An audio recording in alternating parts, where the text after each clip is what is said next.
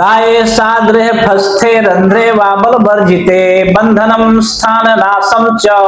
कारागृह निवेशनम। तो मित्रों, महर्षि पराशर बृहद पराशर होरा शास्त्रम के 54वें अध्याय के 27वें श्लोक में कहते हैं कि अगर दशानाथ से 8वें या 12वें घर में राहु बैठा हो या फिर ऐसा राहु निर्बल हो तो निश्चित रूप से ये जेल यात्रा भी करवा देता है, कारागृह निवेशनम, है ना। तो ऐसा राहु बंधन देता है, स्थान हानि कर देता है, अर्थात आप जिस घर में रहते हैं वो भी चला जाता है, अर्थात उसका भी नाश करवा देता है ऐसा राहु। चोर का भय, सर्प का भय, घाव का भय, स्त्री का भय, स्त्री पुत्र आदि की वृद्धि भी ऐसे समय में करवाता है। परंतु एक बात आप लोगों को मैं बतला दूं कि राहु के विषय में लिखा है, महर्षि पराशर ने ही बतलाया है कि त्रिकटे राहुर बलम, अर्थात आपने इसके पहले वाले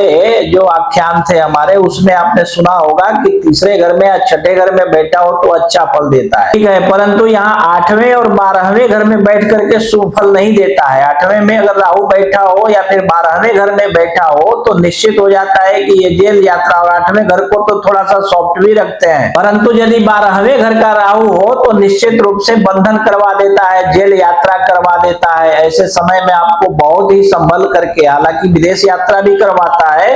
परंतु ज्यादातर अगर अशुभ ग्रहों के साथ में बैठा हो या अशुभ ग्रहों की दृष्टि हो तो निश्चित रूप से ये राहु आपको जेल यात्रा या बंधन या घाव या पीड़ा, इस तरह का बहुत सारा बीमारी वगैरह दे सकता है। ऐसा राहु जो है खतरनाक भी होता है। परंतु अगले 28वें श्लोक में कहते हैं कि चौरा व्रण भीतिश्च दार पुत्रादि वर्धनम चतुष्पाद जीव नाशश्च गृह क्षेत्रादि नाशनम। तो मित्रों कहते हैं कि ऐसी स्थिति में राहु जो है चोर आदि से भी और बहुत कष्ट दिलवाता है, रोग दिलवाता है, घाव दिलवाता है, पत्नी और पुत्र आदि की वृद्धि करता है। देखो यहाँ पे एक बात ध्यान देने वाली है कि ऐसा राहु जब भी आपकी वृद्धि करता है या आपके हक में कुछ फल देता है तो आपकी पत्नी और पुत्रों के लिए कष्टकारक होता है, और जब पत्नी और पुत्रों के लिए कष्टकारक ना होकर के शुभ कारक हो जाता है तो आपके लिए कष्टकारक हो जाता है। इस बात का बहुत विशिष्ट रूप से ध्यान रखना, और हर समय जब भी राहु की दशा अंतर्दशा चले तो आप इस बात का बहुत ध्यान रखना। और कहते हैं कि चौपाए जीवों का भी नाश करता है, घर आदि का भी नाश कर देता है, धन की हानि, आपके अचल संपत्ति का नाश कर देता है, और ये